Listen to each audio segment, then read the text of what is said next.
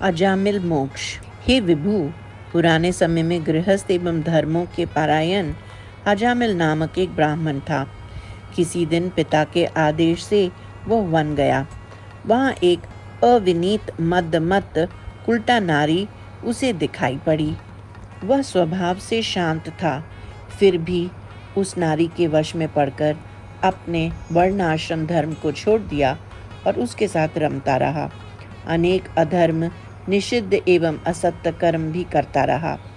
उसके एक पुत्र था जिसका नाम था नारायण, जो आपका भी नाम है। वह अपने बुढ़ापे में इस पुत्र से बड़ा प्रेम करने लगा।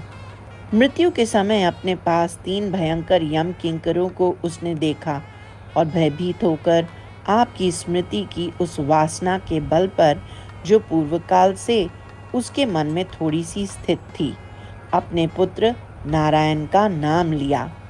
वह दुष्ट था ही, फिर भी उसके मुख से निकले हुए आपके नामाक्षर के प्रभाव से आपके पार्षद उसके सामने तुरंत आए। वे पीत पट पहने हुए थे, सबके 4-4 हाथ थे और देखने में सुंदर थे। यम भट्ट अजामिल को बांधकर खींच ले जा रहे थे। तभी आपके पार्षदों ने छोड़ो छोड़ो कहकर उन्हें बलात् रोक दिया।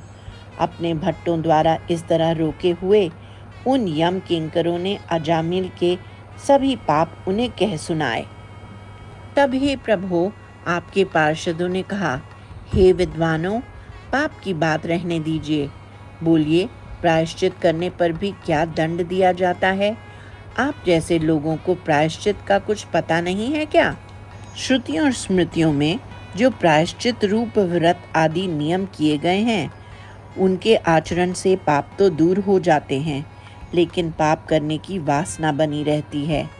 लेकिन भगवान की सेवा दोनों का, पाप एवं पाप करने की वासना का नाश करती है। इस प्रकार हे प्रभु, आपके लोगों ने कहा। अरे, अपने 1000 करोड़ जन्मों के पापों के प्रायश्चित ये अभी कर चुके हैं, क्योंकि भय से त्रस्त होकर इन्होंने भगवान विष्णु का नाम लिया है। हे प्रभु, आपके पार्षदों ने इस प्रकार कहा।